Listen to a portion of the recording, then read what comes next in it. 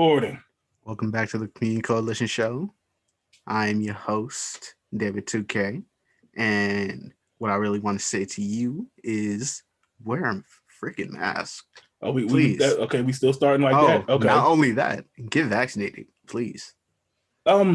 You know what? If you gonna be in these streets, I'm gonna let y'all have that. Right. David came on with the radio voice, but y'all know what time it is. Oh, It's Community Coalition Show. bro. David 2K. And Yep. If I want to get into my radio voice, we might have to cut. I'm gonna leave it alone. Because I already know where that going. So, y'all watching, y'all listening. We're not alone. Every now and then we like to snatch somebody up, bring them on.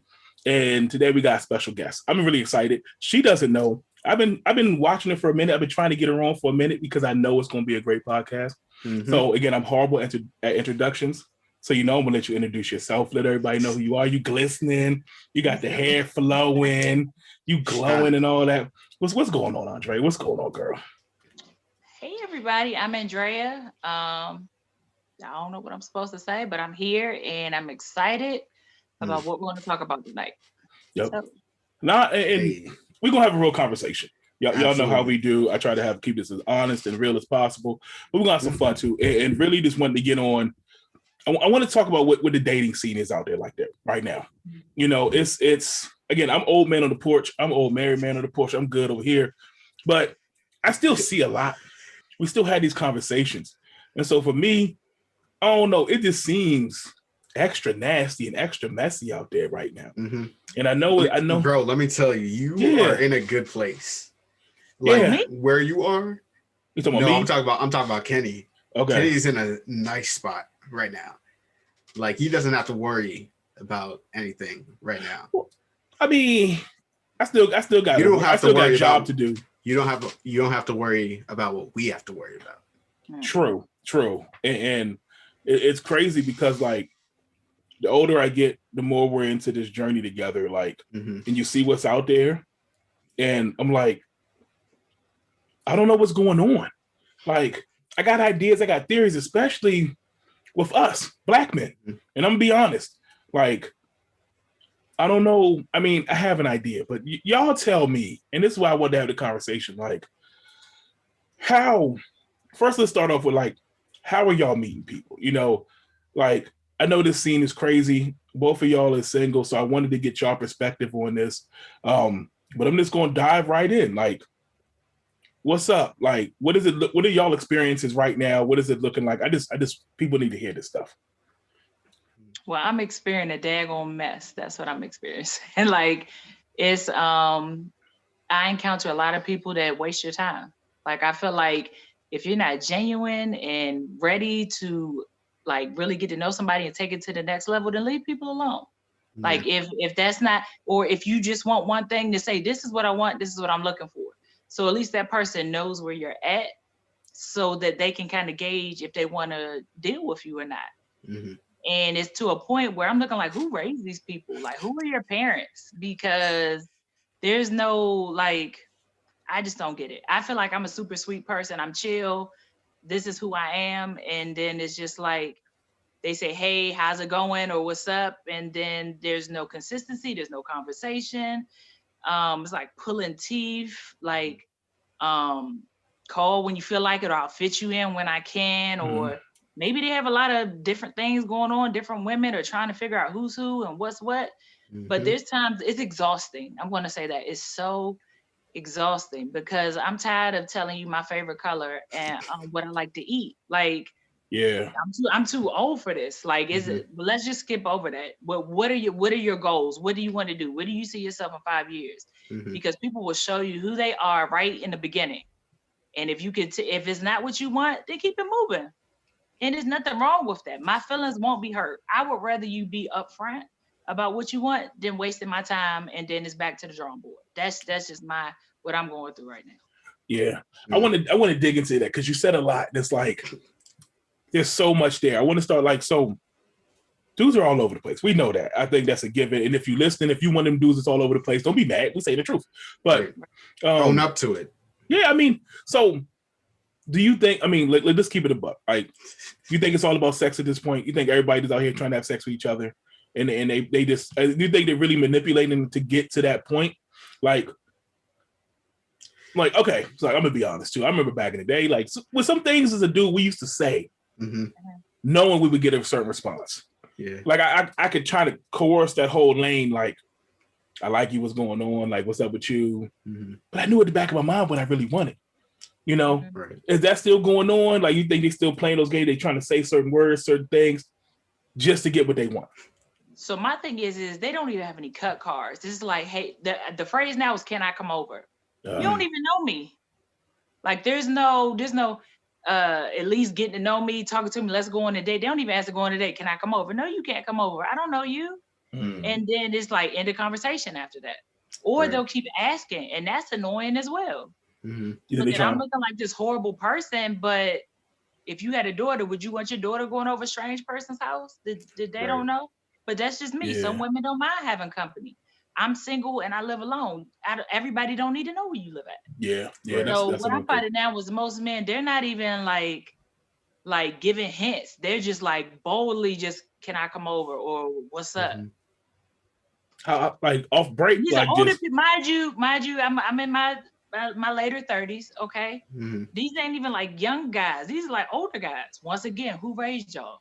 Yeah. I feel you. I need a shirt that says "Who raised you?" Like, who sent you? What's really good? Who sent you? Because that's crazy. That's also a safety issue for you too. Like you said, you live like, you know, like you don't know these people. You know. That's yeah. Dang, I'm going to be the old man on the porch today because I'm going to say this a lot. Back, not even that long ago though. Right. We're talking about 10 years ago, a little over 10 years. There was at least some dialogue, some conversation, some back and forth. You had to at least put eyes on each other at some point, talk to somebody, you know, for a little bit. Like, yeah, that's kind of scary a little bit.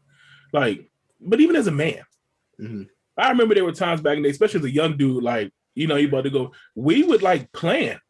Like, I would hit my boys up like, "Hey, I'm about to go over here, hit the address. If you don't hear from me in a couple hours, you better, you know, something." Because we used to, our biggest fear was like, you meet this girl, you go over to her place, and some dudes waiting for you or something, you know?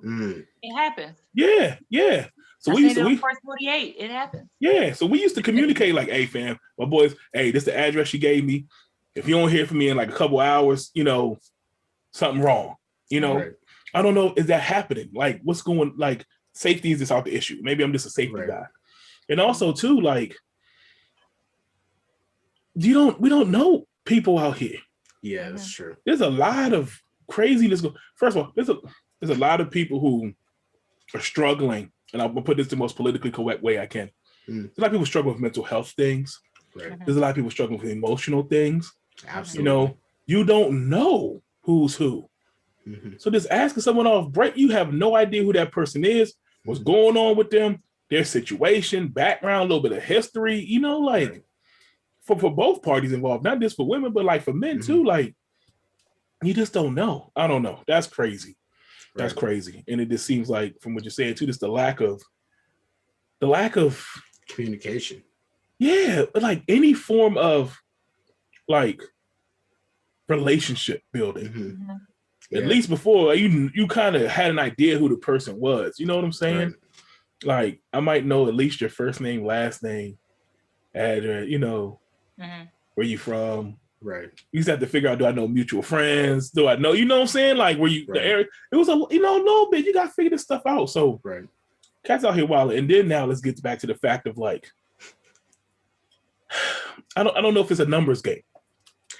Okay, so yeah, you know, I got theories on that. Like on the apps, it definitely is a numbers game. Because there was definitely one point where I would just, if you're on Tinder and you know about it, you know that you only get 50 swipes a day. So like, is it? So I'm definitely gonna be like out of myself here. You're gonna be like, you have 50 swipes a day. I used to run that out just to mess with the algorithm, see what catches. At one point, I was doing that every day for like a month, just to see what would happen. So were you hitting like yes to everybody? The little check mark, use it, and then see who popped. Yeah, absolutely. Okay. And what if it was somebody that you might have swiped and you saw him, you're like, I don't like this. The funny thing about that, it didn't work. Okay. So could be me, could be something with the algorithm. Again, could be me. But also what was really funny was that like when I was actively like looking for someone and also like actually looking at the profiles, like reading stuff, some women say the crazy, I hate to say this, but some women say the craziest stuff in their profiles. Yeah, I mean, I think just any profile. I even look like business profiles. I'm like, that don't even make no sense. Do people read and write anymore? Let's just put it out there. Like basic reading and writing. Can we get those comprehension, man? So it's social, important. like dating apps. Is that the primary place we meet people at now, especially with the pandemic and stuff like that? I would think the primary method that everybody's going to right now? I think even before COVID, I was on dating sites, but I don't mind going out, but I don't go out like people my age may go out to bars and clubs and all that stuff. That's just not me. And then I realized that I may not meet people in the grocery store or at the gym, like certain places that I frequent. Are there even men there? And if they are there, they're most likely with their girlfriend or wife grocery shopping, or so. My go-to was the dating sites, but then it doesn't go anywhere, or I'm meeting crazy people. Somebody swiped on me recently, and I was telling him about my nephew's dog, and he like went on my social media and looked at the dog. He's like, "Oh, that dog is beautiful." Da da da. And I was like, "Yeah, he's just a big baby." And he's like, "Let me put a big baby in you." So, what, sir? Fam, that was. And that was the end of that. But no, that wasn't the end of it. I was like, first of all, I was like, we don't know anything about each other. And secondly, why would you even say that? So then I think I kind of like tried to divert. That should have been the end of the conversation, but I kept going with it. And I said, what happened in your last relationship? So he was asking questions. And then he was like, why are you asking me this stuff? What does that have to do with anything? I was like, reasons why you're probably just single. Asked to put a... Right. What? So I'm just... like the things that people say are just so confusing. Like I had a guy who was saying, well, I don't have any money right now. In my head, I'm like, okay, well, why are you dating if you don't have money? Now, it's not about money. Don't get me wrong. But if we can't go to Starbucks and get something to drink, like I'm open to go for a walk. So I'm like, well, let's go for a walk. We can, you know what I'm saying? You don't have to spend any money. We don't have to do anything. Well, I don't want to do that. Why can't I just come to your house? I don't want to do that. So I'm giving suggestions of stuff that's free. Yeah, because I'm open to it. You know what I'm saying? Because I know people hit hard times. It is what it is. You still want to get to know somebody. You don't have it. Okay, cool. It's not a pay week. Cool. Yeah. But why is your go-to always, can I come to your house? Or if I go, no, you can't come to my house, but I can come to yours. Well, you can't come to my house. So why would I let you come to mine? Oh, that sounds like some sneaky stuff. You know what time that is. Yeah. Right. Yeah, you live with somebody, But that's crazy too. Like, I mean, yeah.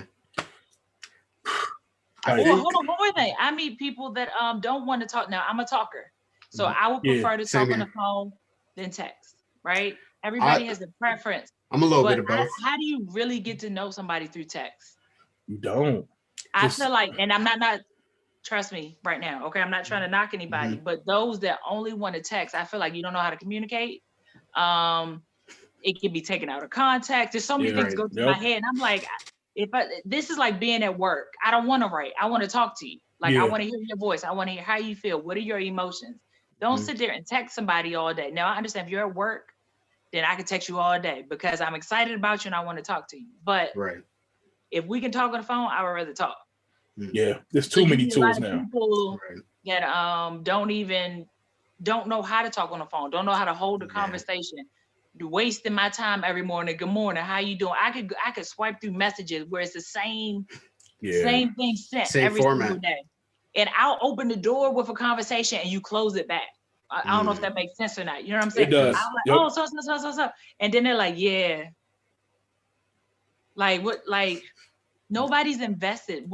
Nobody's really looking for anything of substance or consistency. Or I feel like I scare people.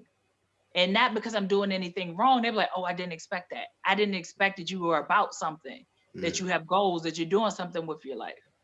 And that That's happens. weird. I feel like men are intimidated sometimes. That's weird. Yeah, That's weird. I can see that. So my thing is, all these things out here are, I'm still yet to find or have a conversation with a woman that's okay with some of the stuff that's happening out here. Mm-hmm. I ain't seen them yet. All these tactics these dudes are doing, or they can't have a conversation, or can I come over your house right now? Who's the girl that's letting you come over?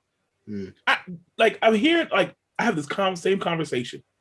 Right. And it's the same tactics, same stuff that the dudes out here doing. There's a profile, y'all. Right. But I'm like, is this work? Does this work? Mm-hmm. Does this work for anybody you come across? Because, like, I want to have a conversation with women that's working for. You know why it works? It's like I said before, it's a numbers game. 99 will say, no, I'm not coming over. There's going to be one that says, yeah, I'll come over. Yeah, but I mean, so what happens with that one? That's the Destiny joint. No, I'm just joking. I mean, but for real, like, that's the Destiny joint. That's the one. That's the one.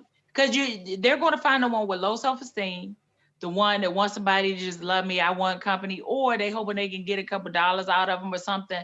There's some ulterior motive to it, or, and I hate to say it once again, disclaimer, they may have special needs or something like that. You don't even know it, because my thing is, you don't know who you're dealing with. You can be dealing with somebody that ain't wrapped too tight. Mm-hmm. Yeah. Or they just mess with anybody. Right.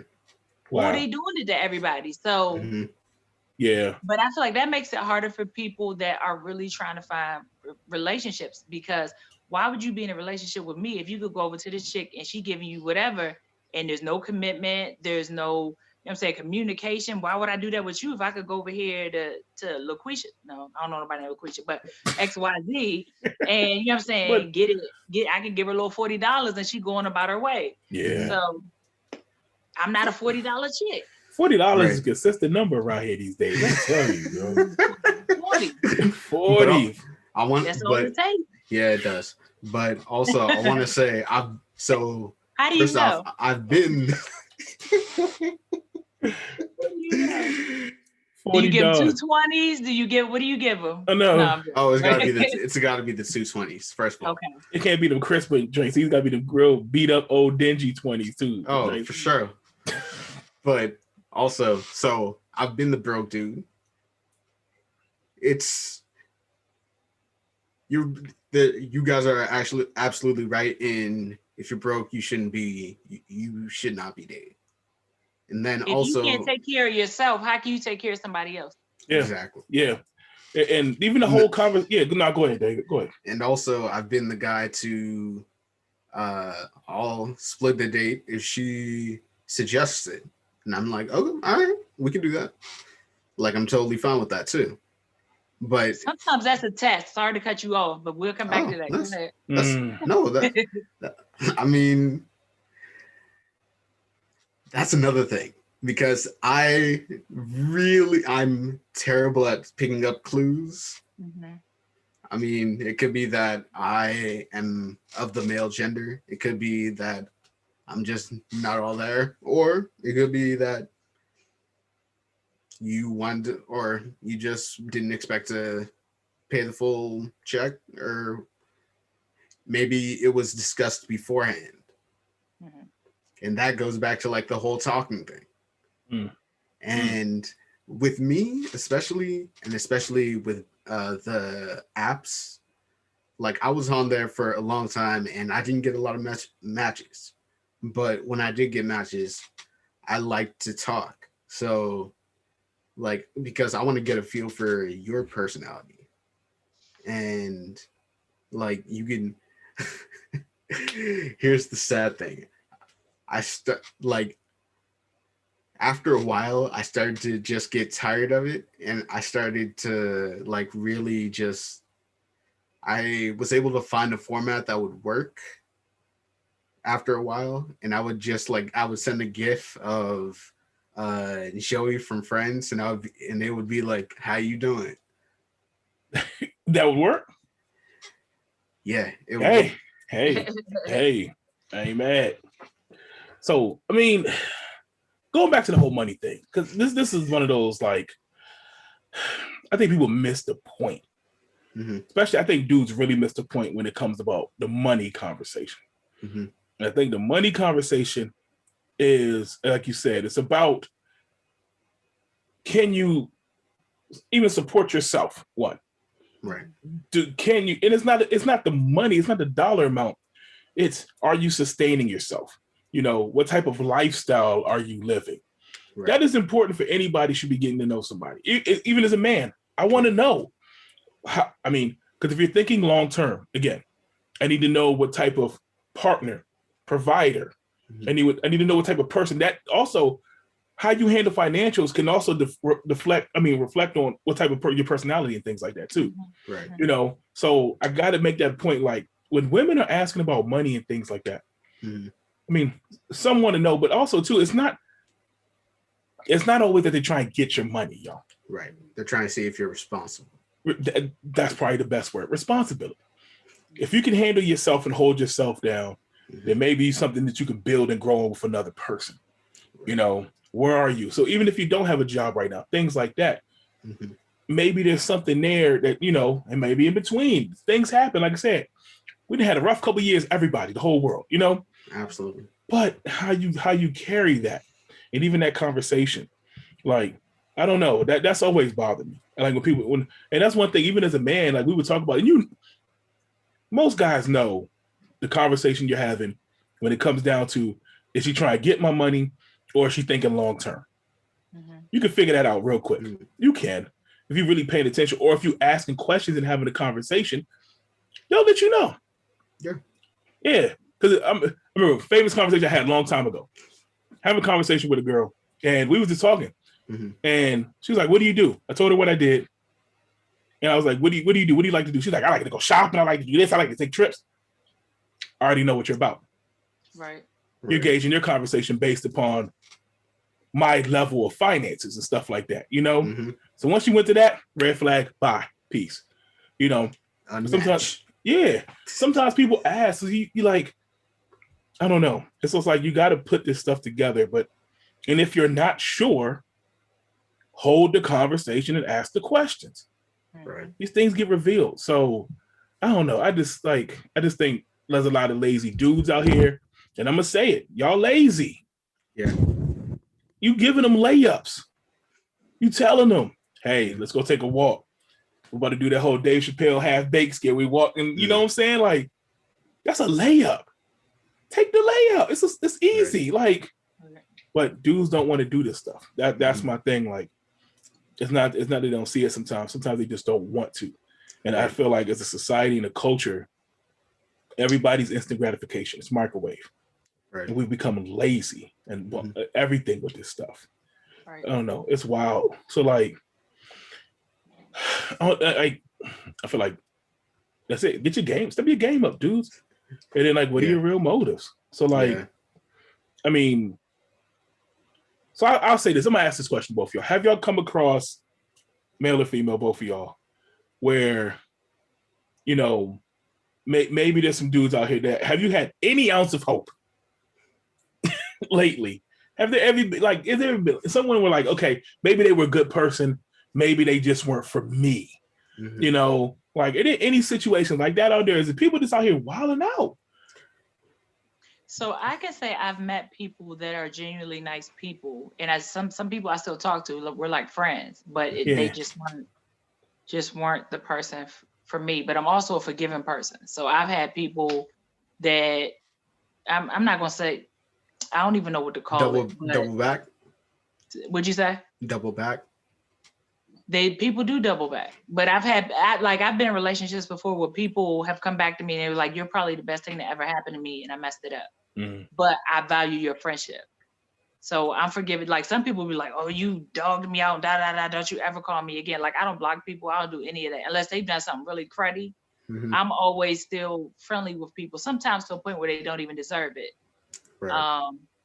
So I feel like I encountered that. I do meet people that doesn't work out, but then I'm still friends with them, or we built some type of rapport. We give advice to each other. So, but yeah. That's interesting. Anything on your side, D? It's more like, I'm sorry, what was the question again? I mean, do you find that there's just generally good women? There may be some good women that y'all just aren't compatible, but maybe they're good for somebody else, just not absolutely for you, Yeah. Absolutely. I've gone on dates with like a few good women, and like they like on the date, like the conversation will be going, we'll be having a good time, and then after the date, you maybe text them the next day. It's like, hey, I had a great day. I had a great time. Oh, I did too. But I don't think we're compatible. I've gotten that. And then also, I don't really like you. Oh, all right. I ain't never had that. I definitely have. How does that make you feel? What does that feel like? I mean, like when it was happening, this funny. Because in the beginning, I was like, so all this was for nothing. And like, she responded, I was hungry. Women do that. They just looking for a meal. They're looking through their phone, like they're swiping, like who's going to take me out to get something to eat. Right. That's the truth. Sorry, women. I have other secrets. Other secrets. I have heard that, but thankfully it's never happened to me. I don't think so. Like, there's the whole. I don't think we'd be good together. I don't think we're compatible. Like the only time I've ever ghosted someone was like when. Okay, so there's this situation where like me and this girl, we had gone on maybe 2 dates, and it was after the second date where she was like, yeah, I don't think we're compatible. I don't really like job with you. And I was like, I mean, I felt a way about it. And then I was like, you know what? It's okay. Then maybe, what was it? Like maybe a month later, she had texted me and she was like, hey, how are you? And I was like, hold on. First of all, she had other options. First of all, I was just like, didn't work out. That's what it sounded like. Yep. First of all, this has never happened to me. No one's ever doubled back to me at this time. So I was like, what am I supposed to do with this? Because this has never happened. Like, also, you said that you didn't like me. So that kind of hurt. So what did you do? What happened? I said nothing. That's the only time I've ever ghosted someone, I guess. Really? I don't consider that ghosting. You just ignored her. Yeah. Ghosting is when you are, I'm talking to you right now, and then I'm going to walk away and you're never going to see me again, and you don't know why. That's ghosting. Man. Ouch. Back in the day. That's the worst feeling in the world. I ain't gonna lie. Back in the day, I was the king of ghosting. I'm like, what did I do wrong? I've definitely been ghosted. I was the king of ghosting.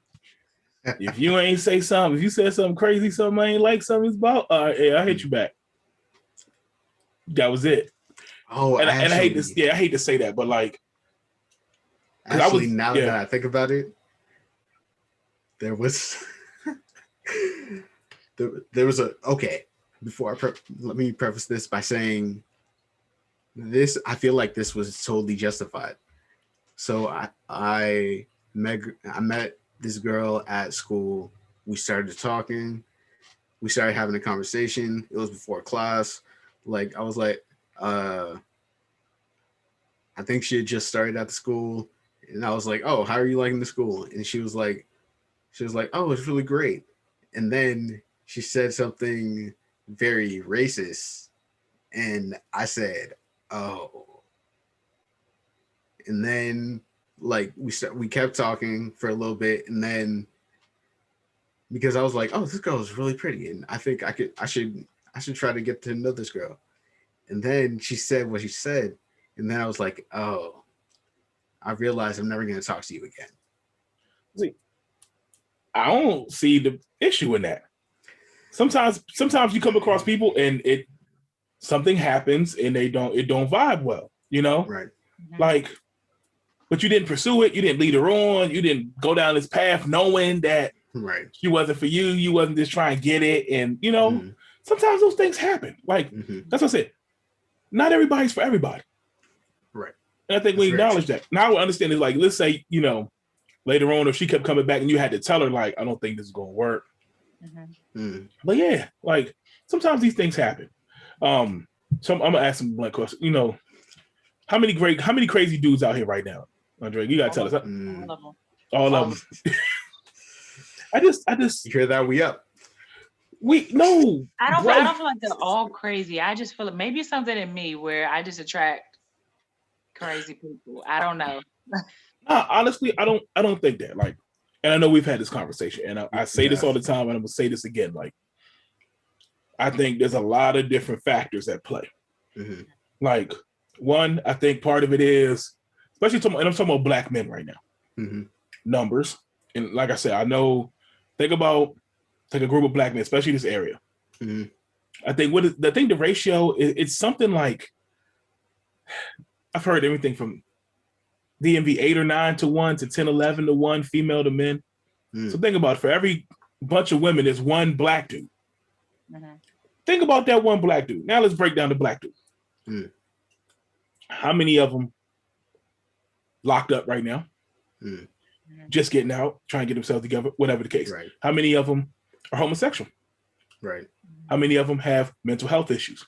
Right. How many of them are already married? How many have a job? Whatever, you know? So like, once you start stripping the numbers down, the pool starts getting smaller and smaller and smaller. And so it's almost like needle in a haystack at this point, you know? And I hate to say it, but like a lot of Black women out here coming up, they doing their thing. Absolutely. And I know there's a lot of insecurity issues with like we're not equally yoked on a lot of different levels. Right. You know, spiritual, financial, emotional, you know, and that causes a lot of imbalance as well too. And then let's break another fact that our society and our culture does not promote relationships, positive relationships at all. Right.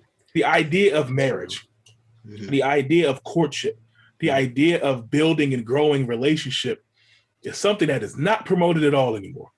What do we see now? Everything, again, immediate gratification. If you ain't hoeing out here to get money, which we glorify now, we do. Like, if you ain't on OnlyFans getting money, like we glorify that stuff now. Hot girl summer. We've made side chicks popular. That's the biggest thing for me. It's okay to be another woman. It's okay to be the other man. It's okay to have sugar daddies and sugar babies where it's an exchange at this point. We've glorified that stuff. Yeah. You know, so then I look at, and I've had this conversation with men. They don't like when I ask these questions, but I don't care. As a man, think about a Black man at this point. Let's say if you have, I'm about to sound like Kevin Samuels, but some of this stuff is true. Let's get it. If you have yourself together a little bit, let's say you have a job, car, place to stay. Right. Congratulations. You just became top 5. Jeez. So now everybody's after this top 5. And what does the man do? He go crazy. She over here, she over here, she over here. It's to the point, I used to say this and people didn't believe me, but like, I'm not trying to brag, but I never had to pursue a woman. I never literally had to go out and pursue a woman. Like, outside of my wife, who like, we started young. But in between them times and stuff like that, it was always initiated somewhere. Right. So think about it as a man, and if you don't have the fortitude, if you don't have the discipline, or if you don't have the long-term goals or insight to know what you want, you run the streets. Yep. And everybody's okay with you running the streets. Everybody for the streets now. You're glorified. Think about it. As a man, you're glorified. The old term player. I know it's the old term, but yeah, the position still applies. right. No one's mad at the player. Everybody looks up to that dude, the Mac, the player, the dude. Like, so you're glorified. You remember the saying, don't hate the player, hate the game. Hate the game. Like, so. But also, we need to change the game. Well, that's part of the problem. Mm-hmm. Because now, what is the long-term effects of this stuff? Now. Look at where we are as a people. Look at our family structure. Mm-hmm. Look at our relationship structures. Look at the divide within our own race and gender of Black people. Mm-hmm. You know, long term it does not look good.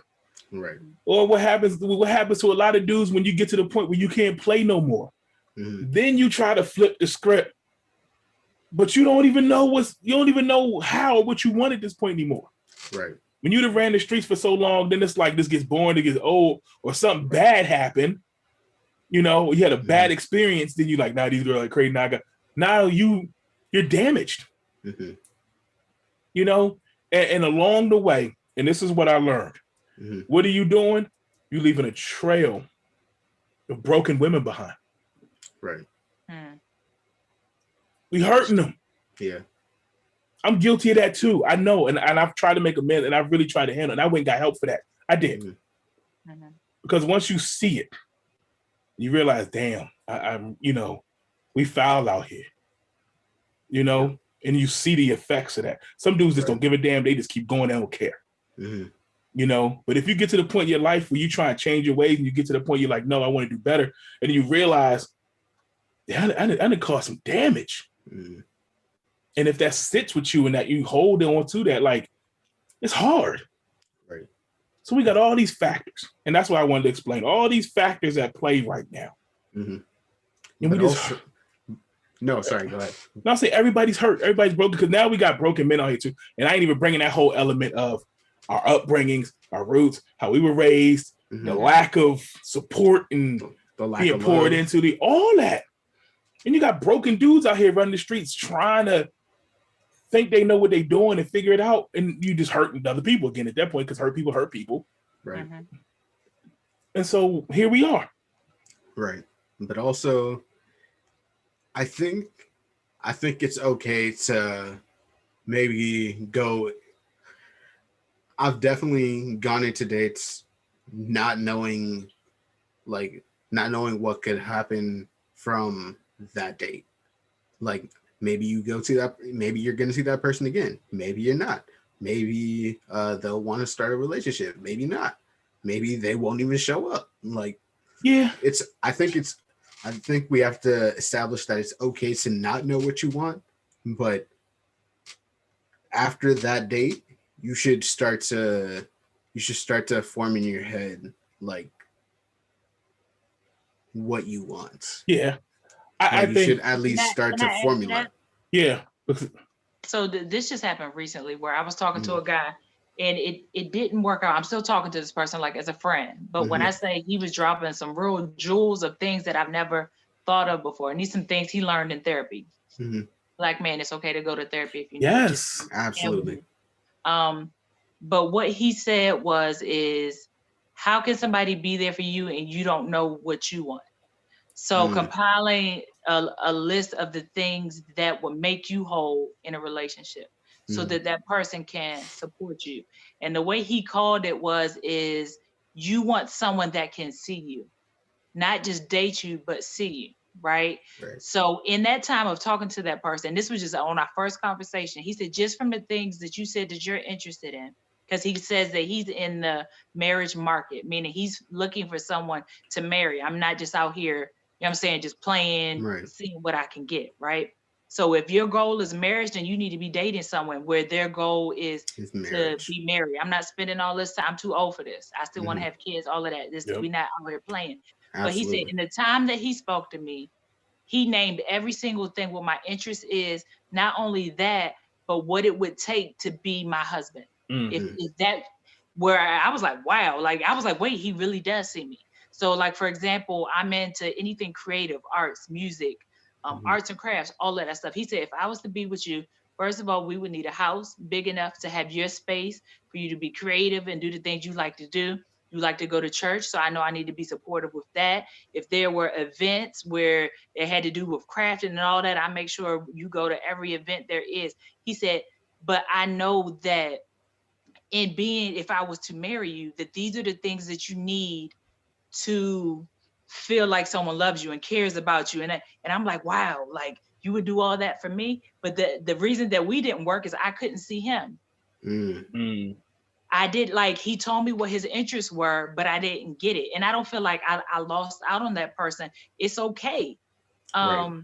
And it's But important that when were you're able to see dating that. for someone, you need to look at yourself, look at all the things of that person, their interest is, and then you need to go, can I provide what they need? Can I give them what they need other than just the little basics, sex, whatever the case is? Can I really, for example, is that a guitar you got right there? Yep. Okay.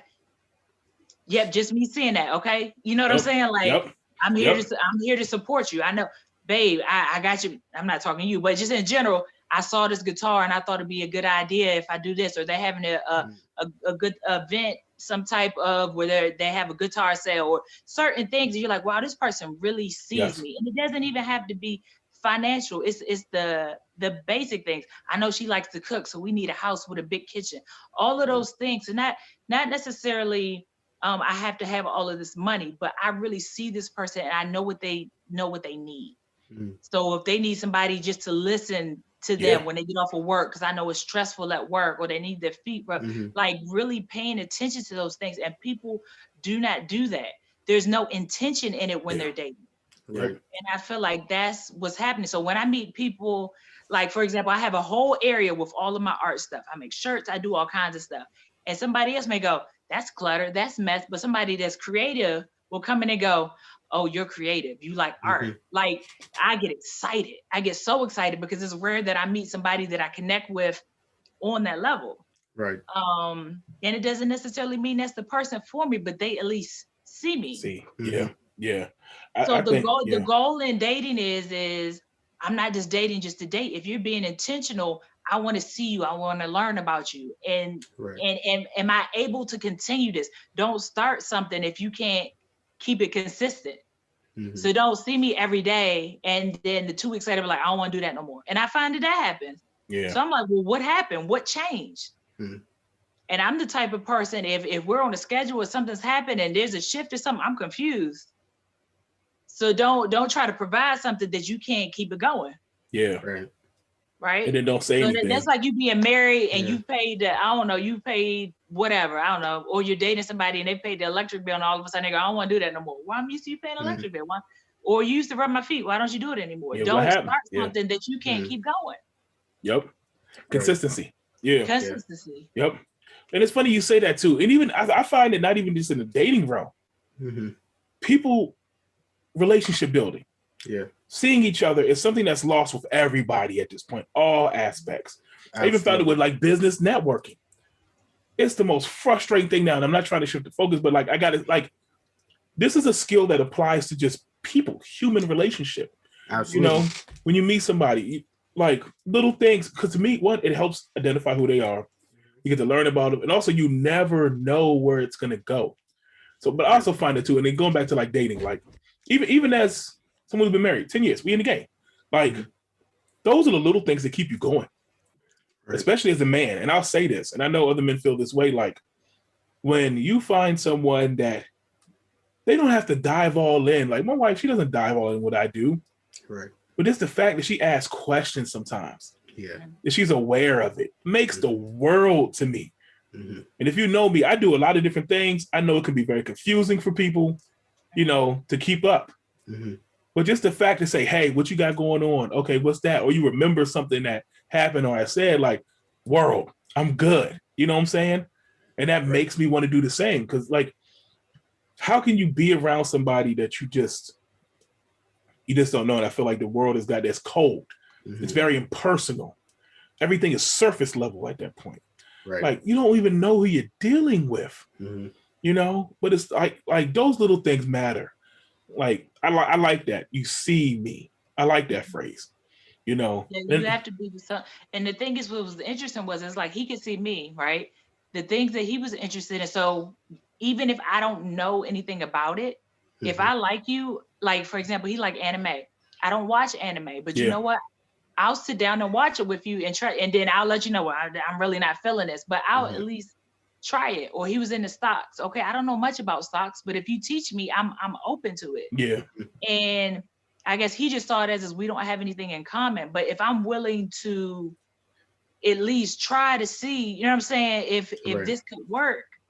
And he necessarily wasn't interested in what I was interested in. He just saw what my interests were. And that's okay. I think we get so caught up on You're not gonna like everything that everybody likes. No, I think we get so caught up on compatibility in terms of interest. Me and my wife are complete opposites. We're completely opposite people. Very rare that we like the same thing. It's very rare. A lot of times we don't like the same things. You know, we just don't. We do totally different things. We have separate lives in terms of our interests.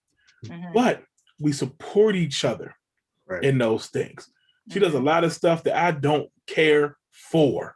I don't want to do them. But if you like that stuff, also too, sacrifice. Sometimes I got to humble myself. I got to suck it up and I might have to just go.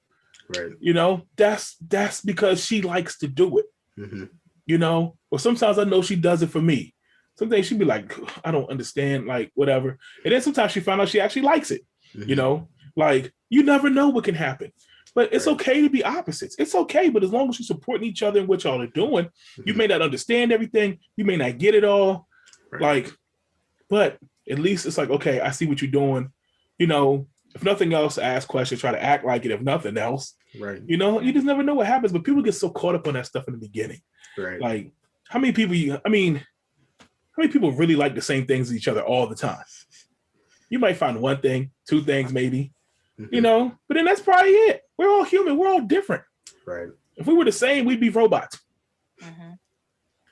That's true. So I don't know, like, get over yourselves.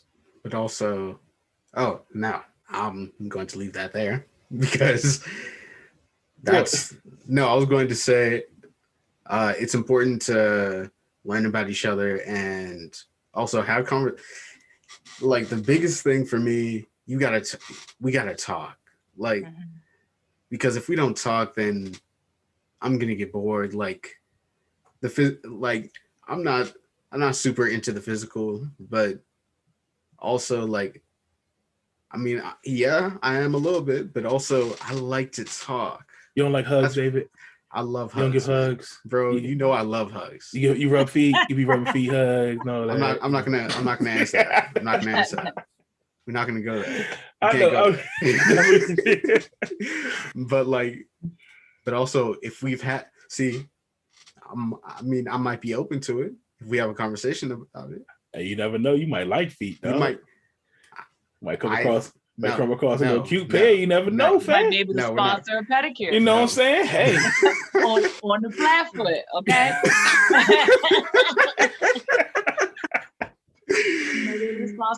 But I was going to add to that with the communication thing. Even when you're talking, you ever meet someone and there's some type of disagreement and they don't know how to communicate? Yes.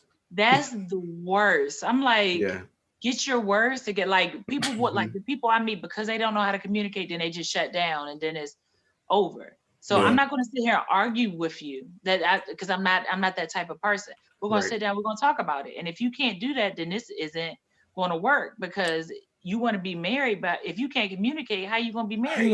All you're going to do is argue and fuss and fight. I'm not doing that. Yeah. Look, if anything, I'll make you mad because I won't say nothing. I'm not going back and forth. You're going to be fussing with yourself. Right.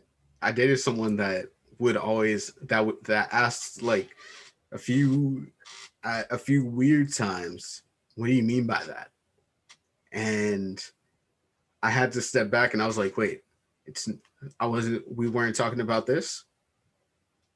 Like, I thought we were having a conversation and everything was like flowing. But then it became, what do you mean by that? I think sometimes, and then I was like, I thought this was straightforward, but okay, I'll explain myself. And then they're like, oh. Yeah, because sometimes interpretation is different.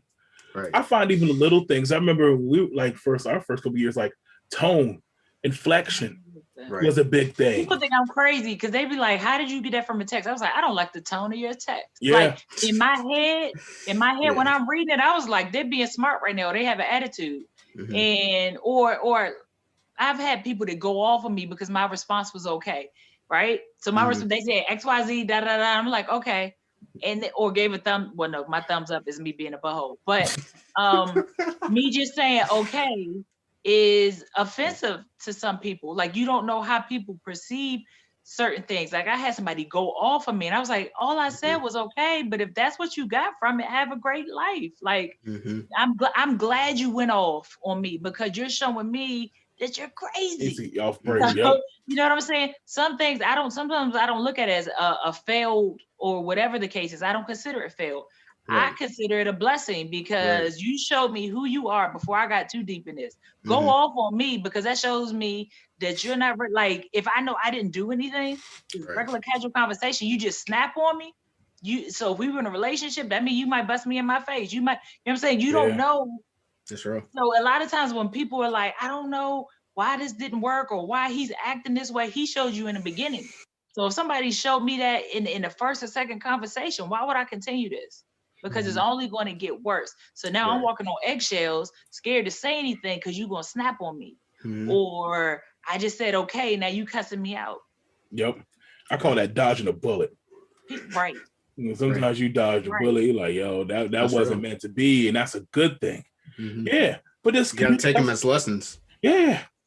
Communication is so important. Those are the little intricacies that comes again from the root of getting to know someone. Because I learned how you communicate. Sometimes people, like I said, tone. Sometimes people they sound harsh. I'm gonna throw my sister under the bus. I love my sister, but sometimes she talks passionately sometimes, so it sounds harsh. She gets excited and she just and she sounds like she's aggressive, but like you get scared. You're max on her. Yeah. but that's just her being excited. But if you don't know how to take that and body language, because she not a small person, so she might come at you, you think you about to get busted in your head. But that's just her being excited, sometimes passionate, And I've even found that where it's like sometimes like, hey, learn how people communicate. This is why all these things are so important in getting to know someone. And you won't have a lot of these issues if you take the time. But I found that people just don't care about anyone else but themselves also. So they don't want to take the time to get to know someone. You've had a conversation with somebody and they just dry. Not even just dry. They talk about themselves, but when you talk, they just, you tell they're not paying attention. They go, damn what you saying. Right. Like some people just don't care. And then that's another red flag to me too. Like you ever talk to somebody and they just not. They're thinking about the next thing they're going to say or they just tone out or they get on their phone. That's what everybody do now. Like these things are so important. I can even like, you can hear that in a text even now. Yes. Like if they have those like one word responses or like they aren't speaking as much as you are, or it feels like you're talking to yourself, or it takes them a long time to respond. And I'm like, well, what's the point? I'm not even mad at that. I mean, I'm talking about when they do respond, it's like you could have kept it. Like your one word.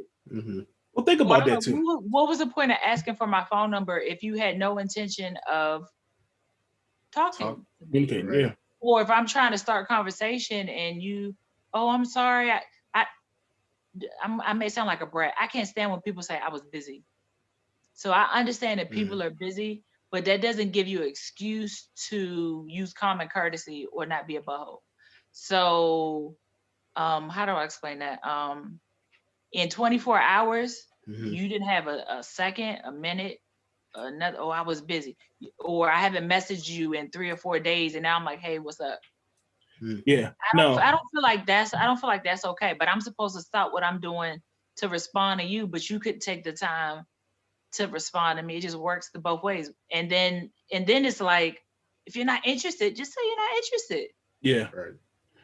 That's a lot. But I mean, like, now people are talking to so many people. You're trying to weed it out to see which one is the one. That's the thing. But even still, if you're communicating, like, here's my thing. Like, I hate busy too. Mm-hmm. Like, for people who are really busy, there's still time to communicate. Right. Yeah. Your phones. They know how to prioritize their time. Your phones are with you all the time. I've been super busy. Sorry, I haven't got back to you. And I'll take that. Yeah. Well, sometimes, like, it depends on what I'm doing, but like, even with the businesses, I have a time frame that I try to keep them to respond to people.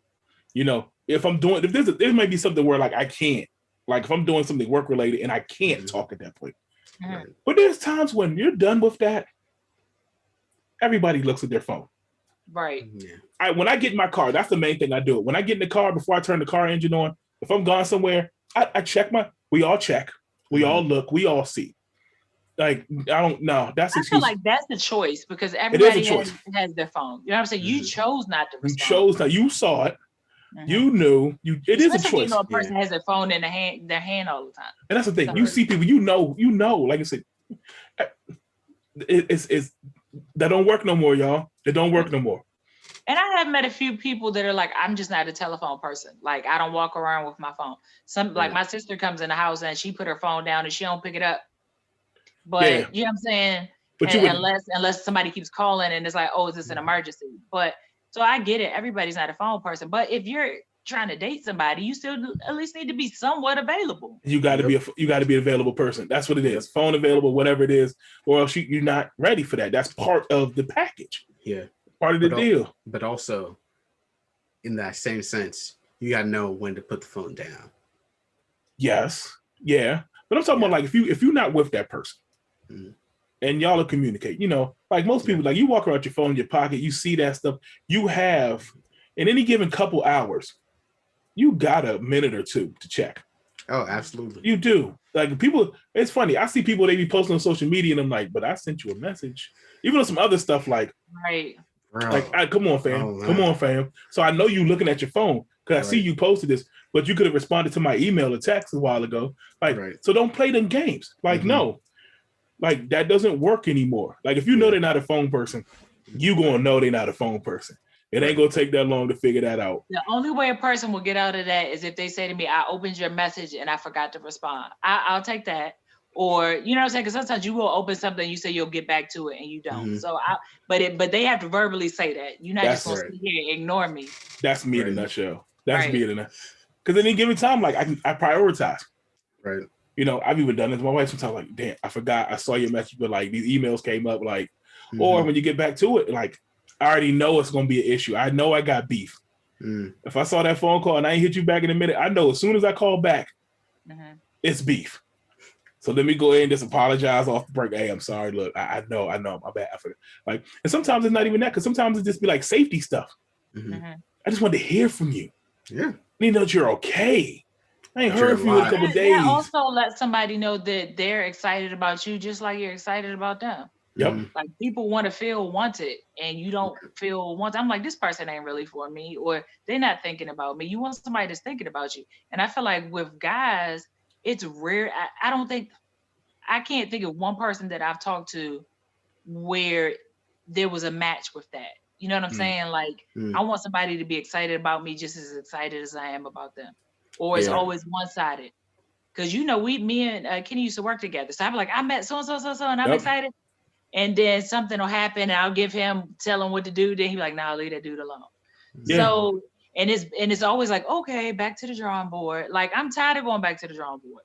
Right. To the point where I'm like, if it happens, it happens. If it doesn't, it doesn't. I'm gonna get a dog. Like, and it shouldn't feel like that. Like, am I just never gonna get married and I'm gonna just go ahead and adopt a dog? Like, and that's sad. And there's so many, like, that's the conversation I hear. That's the consistent conversation. Like, tired of this. Women tired of why I can't go like going in cycles and circles, and it's like people are tired. People don't want to keep starting over, and I'm included in that sense. Like, I don't want to. Like, if I dated you for like maybe a month, 6 months, and we're having good rapport, like I'm not trying to let you go. Like, Oh, why? Yeah. But also there's that whole, like we said earlier, there's that whole, you don't want to waste someone's time. Yeah. You know what question irritates me, even though it needs to happen, when people are like, what do you like to do for fun? Like, what are your interests? And I'm like, I'm tired of telling people my interests. Like, let's talk about something else. Like, even though that's a part of dating and getting to know somebody, but I've said it so many times, like that I can't even count. That is like, I don't know what my interests are. I don't care. Like, it like irritates me. Like, don't even ask me that. Let's talk about something else and we'll come back to that. And I don't know if that sounds silly or not, but it doesn't. It's like eating spaghetti over and over again, and I'm tired of spaghetti. Like that's what it feels like. Right. So it's almost like, don't ask me those questions. If it should be like, are you going to waste my time if I tell you what my interests are? Does it really matter what my interests are? Because you really don't care. You're just going through the motions. Don't just go through the motions unless you're intentional. Right. Yeah. There was this one time where, I mean, on a lot of profiles, it's like there are women that will say, "Oh, I hate small talk," and like I totally get that. And I remember this was like a real world. I mean, this was an in-person interaction, but I was in a group chat. I mean, not a group chat, a group project, and there's like some awkward silence for way too long.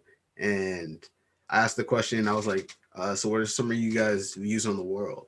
Like, because one, people hate small talk, people hate awkward silences, and like it's a question to like really get you to think. Yeah.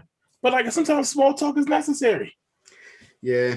Like it may like not all the time, but it's like that's like I do hate those. Like there are some people I talk to, and it's the like small talk where it's like, hey, how are you? Yeah, how was your day?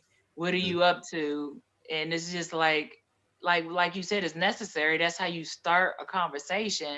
But I'm over it. Do you really care how I'm doing? Like, you like like sometimes like you got to be able to expand upon that. Like especially when you start again, that goes to learning their routines. You probably know when they're at work. You know, you probably know when they're home. You probably know when they do like use those situations and stuff like that to build. Like, hey, what's going on today? Some crazy going on at work. You know, like you can tweak some of this stuff and flip it, and it's like how you. But again, that takes effort. Right. It takes paying attention. You know, and I think this is where you are as people. This is wow. This is interesting, y'all. Also, big thing, learn your love languages. Oh, talk about love languages. Because that's important. Quality time.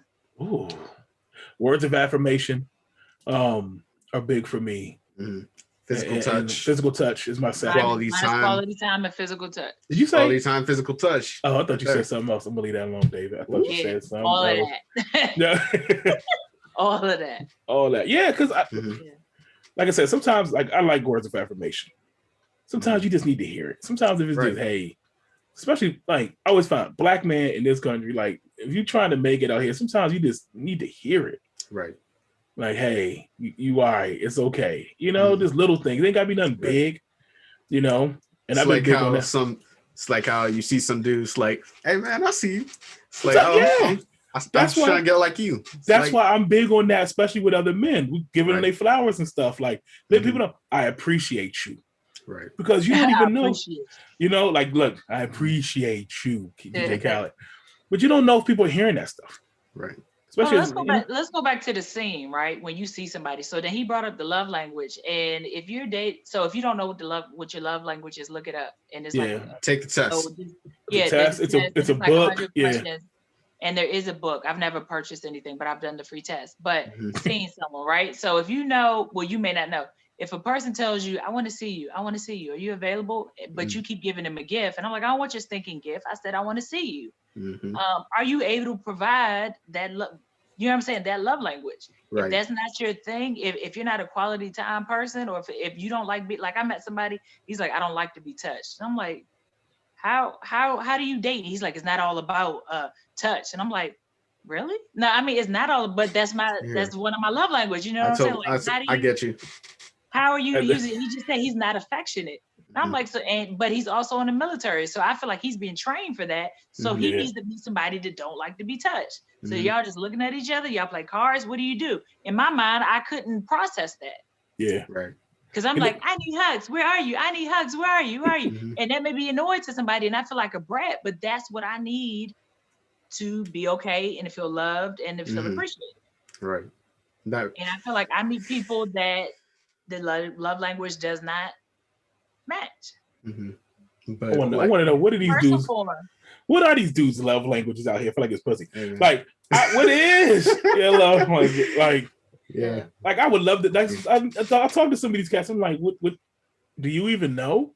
They don't. Most people don't even know what that is. Or I've met people that's like, oh, I don't do all that. You need to. Yeah, you should figure out what you like. Yeah, and like you said, you go online. Anybody, if you go online, even if you Google like love language 5, I think the book is called 5 Love Language, things like that. We learned we went through it like marriage counseling. Most people do it like that point, but like it's a good exercise just to figure out little things about yourself. Right. You know, and even also, if you don't, how can you not love a good hug? Some people, you'd be surprised. Some people don't like to be touched. My wife, she's not the most touchy-feely person in the world either sometimes. Like, and I had to learn that because I'm very touchy-feely. Right, me too. I rubs feet and all that, you know. I do's that. I'm not sure about that. You know, if I love you, then I will. What? If I love you, it will happen. Hey, sometimes. But you know what? Don't knock it till you try it. Hey, look. No, I mean, y'all gonna be getting matching pedicures and stuff together. You're gonna be in that drink. You're gonna be in that massage chair next to it. Next thing you know, just know you probably getting a ring from me. Hey, that's the thing. Because that's how you figure it out. Next thing you know, it click. We're spending that quality time. We're having that physical touch. But also, even on the flip side of that, like once you begin to understand that about yourself, it helps you navigate people. Because then you start to learn, okay, maybe she's asking for quality time, and you begin to pick up on that. You know what it is. Right. Like a lot of dudes, we call that clingy. And that's the problem. We see it as a negative thing. Oh, she just clingy. No, that's how she's getting her needs met. That's her love language. Right. So when you do exercises like this, you learn about big picture stuff. Not only about yourself, but you get to see things in a different perspective. Absolutely. You know, that's why these things are so important. I had to learn that, like, no, she's not clingy. Or the clingy, she likes you. She's upset when you're actually trying to do other stuff with other people, and they want to know why you got to go there and they're nagging. That's clingy. Versus if I'm dating you and I want to spend time with you, then I just want to spend time with you. Yeah. So it's the difference in the quality time and then being controlling and clingy. Yeah. Like, especially with like quality time, like we could be in the same room. We don't have to talk. Be interacting. Yeah. Right. We don't have to talk. I just love that you're there. But sometimes you gotta get to that point, you know. It may start off different, but then after relationships grow and morph, and next thing you know, it gets to that point too. Sometimes, you know. But for me, honestly, if we can't sit in silence for like 30 minutes to an hour, I probably can't. It's probably not going to work for me. True, but that may not happen in the beginning of a relationship, though. I mean, yes. You know, like you ain't gonna meet somebody. I'm going to your house in the first 30 minutes. We said it like I'm joking, but like no, but I get you. You. And that's why sometimes love language, like the application of it, may kind of evolve over time. Right. You know, it may start off, hey, we just kicking it, we chilling, and next thing you know, you 10 years married, and as long as we in the same house, we good. Right. You know, like, and then some people may look at that as like, oh, well, we have to go out and do stuff. That doesn't mean that at all. Exactly. Money to spend quality time. You don't. Right. Like, I don't know, all the love languages. Sometimes too, like even like gifts and things like that. Everybody think you gotta buy expensive gifts. No, sometimes it's just a thought that counts.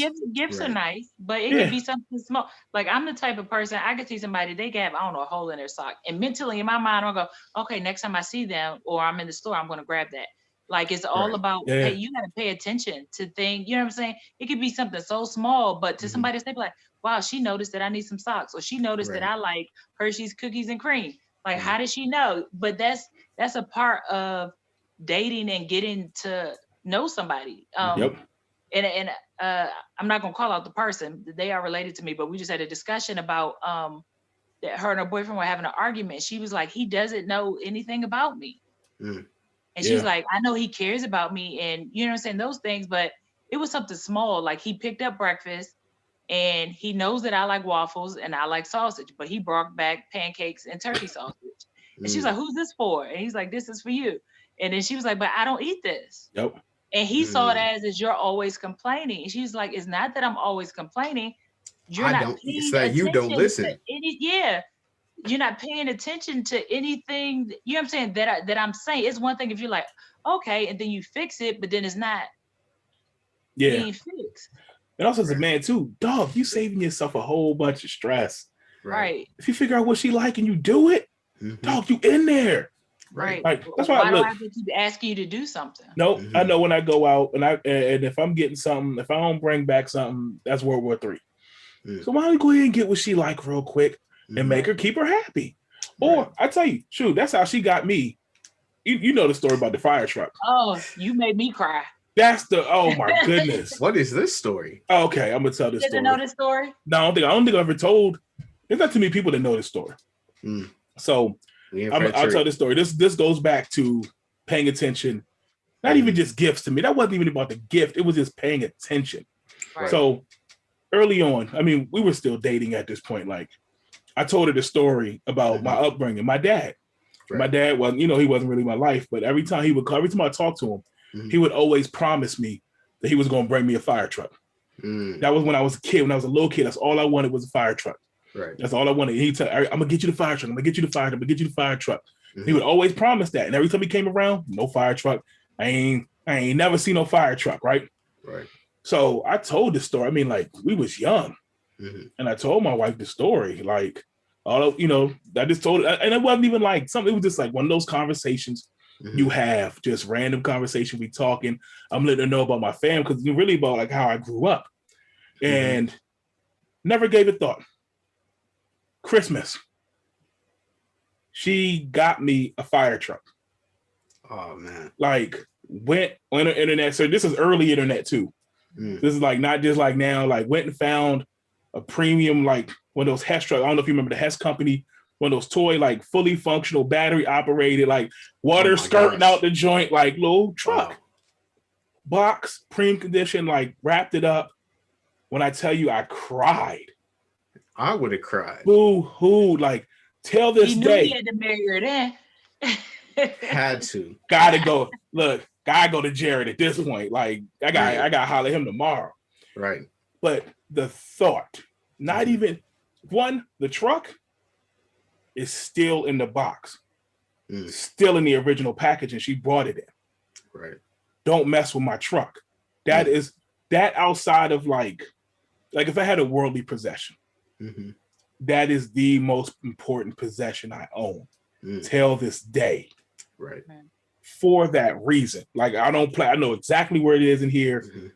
I've taken it out the box twice just to look at it. That's how important it is. And it was the fact that she paid attention or something I was just saying off a random conversation that I didn't even give two thoughts about because we was talking. That she took that information, did work, some research, searched around, put some work and effort into it. Didn't tell me, surprised me. I'm talking about, I'm in front of, like, I'm in this joint, like I sniffling. I'm in that joint shaking. Like, that's how big it was to me. That alone, I don't care. Yes, I'm done. I'm done at this point. Because that little effort. And the truck, I don't think was that much at the time. It wasn't like it was like this big, expensive gift. Right. It's just the fact that you did that. Something that was connected to me in my childhood that I hadn't even really thought about. But now it's such a huge thing in my life. Those little things go a long, long way. And not even realizing it, she was helping you heal in a way. Yes. Because I don't think my dad has passed away, but like I don't hold him to that truck. I ain't hold him to that truck. Right. I got it. But deep down, that meant something. It did. Oh my goodness, it meant so much. You might have been looking at it as all he did was disappoint me. Like you thought of it, you know what I'm saying? But you didn't think it was that deep. But just in the tears and the thought of it, in a way, she was helping you heal. Because also going into a relationship, what are you taking into that. If you're not healed, if you're not whole, if you got a whole bunch of baggage, all this stuff you're dragging with you, you can't take that into a relationship either. You can't. Stop trying to date people if you don't have yourself mentally and spiritually ready to be in a relationship. And I had to learn that. It's almost like, what do I have to offer somebody if I'm not okay? Yeah. Yeah. I tell you, because like going back to the truck, it was like, it showed me that someone did care and pay attention. Right. Because growing up like that, I was in the mindset like, I do me. I do me. You can't hurt me because I do me. You know what I'm saying? That's my mentality. Even till this day, I still kind of fight that because I'm like, if I'm responsible for me, if I do everything for myself, you can't hurt me. But what it did, it allowed me to say, you know what? Like, no, other people do care. They do pay attention. I can open up.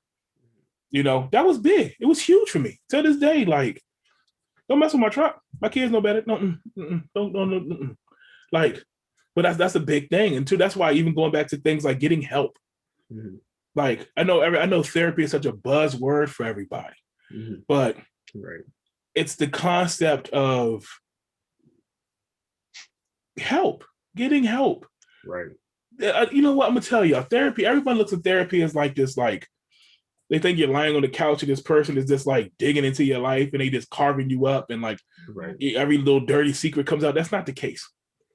What it is a process of, you know, you going and searching. It's your journey. Right. You know, and we have to look at it like, and what therapists are, they're just a little bit more trained in helping people go along their journey. Right. You know, so it is important that we seek this help. And I don't care if you have family issues. I don't care if you have upbringing. I believe everybody should at least at some point go to, if nothing else, look inside yourself and look at where you are in your journey and where you've come in your journey. Absolutely. Because you begin to learn about yourself. I remember going through that journey and like there was things I never even thought of that connected to who I was and where I was going and stuff like that helped me. You know, so like we all need to do that, especially if you're going to bring somebody else into your life. Right. You know, it is so important because I'm a believer. I always say, I know that whole phrase, like they say two halves come together and make one. No, two wholes come together. Yeah. Two whole people. You're a whole person. They're a whole person. You're coming in with your life. They're coming in with their life. But if you're broken, the holes don't come together because there's pieces missing. Right. You know? So like, that's why I drop knowledge. Come on, brother Wilson. I drop knowledge every now and then. Come on, bro. You know, like, but that's what it is. So like you and that goes back to what we said early on. Like, you know, you have to work on yourself. Right. Before, you know, like that is an important part. And you may not, like I said, you may not be whole, you may not be like, but the process. Because we're ever changing, we're evolving, we're growing. And when you bring someone else in, the dynamics change and evolve and stuff like that together. Right. And maybe you're able to eventually form into the piece to fit the other piece. Yeah. And you know what? I even tell you too, because we're ever evolving, it can form into the piece. The next day, something happens and you got to keep going. You got to tool it out. Like for us, I remember I know the big pinpoints. Getting married was a big change for me. Huge change because again, I was used to me. I had been me since a teenager. I didn't have parental oversight and a lot of that stuff. I did me for the longest time. So bringing someone else into my world, the little details was a big deal. The next one, kids. Right. Because I thought I had gotten us together. I'm like, we good. We got this well-oiled machine. Monkey rich. Kids. Oh, this is different again. Totally. Now my world is wrecked again. And it took time to figure that out. And I'm just getting to the point now where I feel like I'm comfortable in who I am as a dad. Right. And I know that's going to change again because wait till puberty hits and I'm probably going to be jacked up all over. I'm going to be killing these kids out here. Right. But it's a process. It's ever evolving. But my thing is like, I have to acknowledge that it's ever evolving and continue to open up and work on myself. Right. Because it's going to change. We are going to change. Absolutely. Several times, a bunch of times. And not only are you changing, your partner's changing. Right. So it's like, okay, I got this. Now we got this. Now we got this. Outside factors. It's a constant. but you got to be open to the fact of doing it in the first place. Mm-hmm. So it's a lot, but this is why this stuff takes effort. Yeah. And I believe even a lot of dudes out here, like, okay, you run in the streets, you having fun, you think you having fun, but eventually, what is your end game? Mm. That's always my question. What's going to happen when you can't do it or your dick fall off? Mm. What are you going to do then? Oh, you sick? Yeah, yeah. Or when you get too old and they don't want you no more. Because not everybody out here looking like Ron Isley last night on Versus Battle. Like, we all can't be Charlie Wilson. Like a whole snap. I was even like, damn. I kept my beard today. I'm like, y'all kicking gray back in. Not everybody gonna be that. Like, right. So I'm like, what is your end game at the end of the day? Like, you just want to be. I don't know. Some people may want it, but like, what's the point? I don't know. I don't know if we have answers right now. Maybe we don't, but no, we that's something that we should work on. Yeah, and I think the conversation needs to be at least had, if nothing else. Yeah. So, and women too. You know what? I know I've been talking about the brothers too, but women too. You know, what is the end game at the end of the day? Right. It's important to know what we want. Yeah. Mm-hmm. What happened when you run in the streets too? Like I said, you know, everybody starts off nice. What happened when you turn dusty? When you're the dusty one? Like, what happens at that point? Dusty. What happens when the community, the streets don't want you no more? Means you got to sit down. Because the streets will discard you.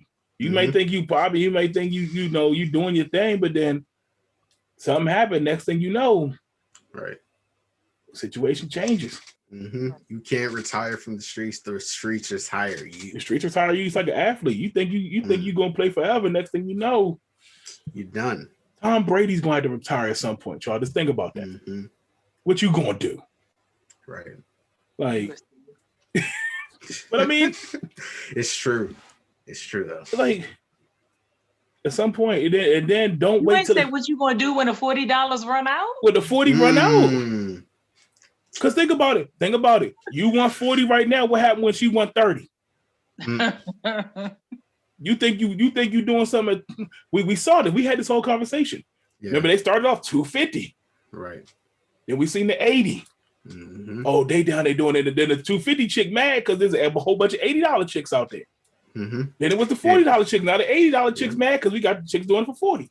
And don't let me find the $20 chick. What happens when we keep devaluing the price of these things? And I know I'm talking money, but also to talk of the value of women and people too. What happens when you think you popping and the $20 chicks start popping up? And I hate to say it like this, but the price of the brick goes down. Yeah, and that's what's happening. If I can find the brick anywhere, why am I coming to you? And that's part of the problem. Yeah. Dudes out here getting it anywhere. You know? Matter of fact, they finding the chick and getting the $40. That's the thing. Not even that they giving it, they give it. They ain't got to give it out. They finding the chick that's giving them a roof over their head. They using her car. And you get the Honda Accord for the week. Picking her up late. Not even the Honda Accord, the Altima. Not even the Altima. I drive an Altima. Don't do that. Nah, don't do that. What's the He's picking her up late from work and the car smell like weed. We not doing that. I had a boy that would do that. Oh man, like, my fam. Like, I apologize. I thought the Altima was a nurse's car. I feel like nurses drive Altima. Nurses do, but hey, if you know about Hoodville, then you know nurses what we're talking about. Hey, look, ain't nothing wrong with that. But I'm just saying, the whole concept of like you said, somebody's going to do it cheaper. Mm-hmm. Somebody's going to do it different. So, and then what happens when you don't want to get to the point where it's too late for you? Right. You know, like, and because you spent or you look back at your life and like, what have I been doing? Mm-hmm. What do I have to show for it? Mm-hmm. You know, or a lot of times good people may have come in your life and because you was wilding, mm-hmm. you missed out. I've gotten a couple of those phone calls over the years. Right. It should have been you. No, it shouldn't have. I'm good. Thank you. I dodged the bullet. Like, no. The one that got away is Man, yeah, those do hurt. That's all. Yeah. So also, this goes for men and women. You're single, but you not gonna meet your spouse in the house. So I'm not saying go out and run the street. It's okay to do stuff by yourself. And I'm personally learning that, right? Like I've just started doing it recently. So I went to karaoke. I went skating by myself. I'll drive to the beach. You know what I'm saying? Like it's okay to do stuff by yourself when you're comfortable with doing those. Like someone was like, well, I need to do this for somebody, or I gotta go here. Like I plan on traveling and doing things because you want to be in a relationship so bad. But what about when you want that free time or do things by yourself and you can't because now you're bound with somebody or you're with somebody, right? So the time that you have now, don't sit in the house and mope or I'm not meeting anybody on a date. It's like go out and enjoy life by yourself because I feel like I was so focused on I want a relationship. I want to be with somebody. I want hugs. I want, you know what I'm saying? I want all of this, but I have to go out and love myself first. Go out and spend some money on yourself. You don't have to go out and well, I don't really drink, but you know what I'm saying? Go out and eat like by yourself. It's okay. By yourself. Right. Because then you don't know. You might meet somebody there. Go to the gym by yourself. Ladies, men are at the gym. They don't mean they're any good, but they're there. They be waiting, you know what I'm saying? Too. Like there's places that you can go that men are. Yeah. And the gym is one of them. So they be waiting. Like I've seen you ever gone to a movie they be by waiting. Yourself? Have y'all ever been to a movie by yourself? Yeah. You know what? I still go by myself because those things don't change. Even when you meet somebody, I'm not 24/7 with her. Right. We still keep our identities. Like I said, there's certain things that I like to do. And I've seen that even with like married couples, people together a long time, and they so used to doing things together that they lose their own identity. Right. And I don't care what stage of the relationship you're in. Yeah. To you said the men be waiting at the gym? Oh, look, okay. I want to hear how they be waiting. Okay. I tell the story. You see the mirrors. No, I've gone to the gym. And I'm a people watcher. So sometimes I'm watching people and I've seen dudes literally not touch a weight, not do a workout at all. And what are they doing? They just sitting around watching the women. They literally paying gym memberships to go, and I watch them. Like I've seen this dude been here an hour and a half. He ain't done nothing, but he's staring at homegirl on the treadmill. Like I've seen that. Fresh to death, all workout outfit, rock shirt on and everything, like walking around extra small. He ain't touched nothing. Bro, you got to do a push. He's there for social time. That he's in the gym, literally. Like I always say, LA Fitness be the club. I say that all the time. I've seen people and I've seen dudes, or what do we do? They in there working out, and what they you know how dudes like. Or they come over to the girl. Not even that. Not even that. Because they be scared for real. They really don't. But they there and they see them. Or dudes, we hid now. We dap each other up off some girl we seen over there. So let's talk about that. Why are men scared? I think rejection is a big thing. I think sometimes men like insecurity. Look, let's keep it 100. I don't care how hard a man comes off and tries to present. There's still a lot of insecurities there. There's still a lot of self-esteem issues there. Not saying all men has those things, but they may manifest in different ways. So I think sometimes that fear of rejection, I think also too, like I said, the social aspect where people don't know how to communicate anymore. So he's 6'5", extra swole with a six-pack, but he don't know how to speak. I think there's a lot of that out there. I think there's a lot of, like I said, there's a lot of brothers out there who don't have to pursue. So he might be trying to do something for her to come to him. So he see her come, he get on the bench real quick, extra swole, so then they can make eye contact and then he can make a move. But he doesn't have the skill set to do it on his own at first. There's a lot of this stuff going on. And when you go to places like that, you start to see these dynamics. The gym is a big one. The lounge. Remember, we had that whole conversation at the spot. Bro, we gotta do wrong. Everybody wrong. You gotta take me. Like, we'll do that social experiment. Nowadays, dude, they showing up looking any kind of way. They don't care, whatever, like looking dusty. Where at? I was at a local establishment in the Silver Spring area that everyone frequents. Okay. I'm not gonna say their name, but we know it. Then we went out for the birthday. We been there? Were we there for my birthday? Yes, we were. Oh, okay. I know it. Yeah, we were. Okay. Okay, let me, since you do know the place, yeah. let me now ask, do dudes be dusty in there? I've only been there a couple times. They didn't used to be. That's what I was saying. Like, it used to be a nice spot where like you would like look decent. And it's changed. I guess it's changed. You go in there with your lawnmower shirt on. I don't know. It's bad. Your lawnmower shirt. Oh my man, yeah. Your grass cutting feelers on. I was upset when I went in that joint. Who owns he had the Build-A-Bear shoes on, the white ones? Yes. I hate those shoes. Okay. I was upset. You know what shoes I'm talking about, David? I don't know if you know. I hate those shoes. Those shoes are not for adults. Those are for toddlers that are learning how to walk. And you in a spot with them on. Musty.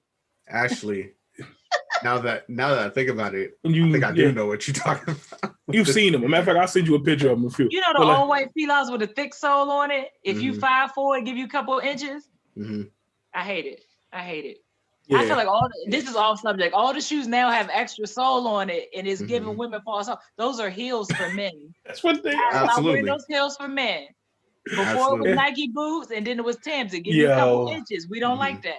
Yo, everybody. Step out of your shoes, and I'm towering over. Like, where did you go? Yeah, fellas, if you that was just a little commercial. Ladies, if you wearing Nike boots in July, he's compensating. Right. That will count as catfishing. Okay, you're catfishing in your boots. You're hat fishing. Not when you sit the hat all the way up here. Let it go. If you're losing your hair, just go ahead and let it go. Yeah. I'm sorry. That was just a little commercial. You gotta peep where the hairline is, or where the hat is sitting. Or sometimes just embrace it. You know what? It's okay. You can find a look that works. Like when you sitting there holding on, it look like the struggle box, and it looks bad. Right. It looks bad. Yeah. Sometimes you just gotta let stuff go. You look stressed. Yeah. Now listen, man. I don't want y'all protesting outside. All y'all with your hats on. Y'all got the horseshoe going on. Don't protest. No, not the horseshoe. And it be shiny too. Right. Oh, that's that. What's that called? The Beijing. Oh, or that little. I hate it. It'd be one little curly bead right here, little beady joint. Fella, stop drawing your beard on. Oh, please. I hate it. Why is it all the way up here like this? And that joint like extra. I can understand if you want to color in your beard, that's your thing, but don't create a new beard. Don't do that. Like when it rains, it's just gonna run down your face. Don't let it rain. Not like mascara. You look like a sad clown. Look. Don't. And I'm not saying I'm perfect. I have my flaws and all those things, but don't be trying to add on stuff that God didn't give that to you. Well, don't set yourself up. Don't set yourself up. And I want to go back. If I can't kiss your face because you got paint on your face, I don't want. If I want to rub your real beard, not your fake beard. Right. Also, I want to go back to you said. Kenny said something about being like 6'2" and not being able to talk to. Well, because. Think about the social media age, the social media world. Everybody's used to digital communication. They text, they do all this. But when also, you get in front of someone, is a thing. Yeah, but also but like. Did you say height is a thing? I said height fishing. Height fishing, yeah. But I'm just talking about like there's dudes out there like, and I know some of them like they look the part. Right. Dudes out here looking amazing. But when they open their mouths, it's a struggle. Right. I know. So like you talk to them and they can't handle themselves. They don't know how to communicate basic stuff, or all they go to is reliving the good old days, right? The glory days. You know what I'm saying? They be with someone that's superficial, and they don't care if he can't talk. We live good together, and that's a lot of it. A lot of times, people, like I said, because they see the visual, it's shallow, it's superficial, and then that's a problem. Because think about 2-3 months in when it come time to make a move. You can't do nothing with that person.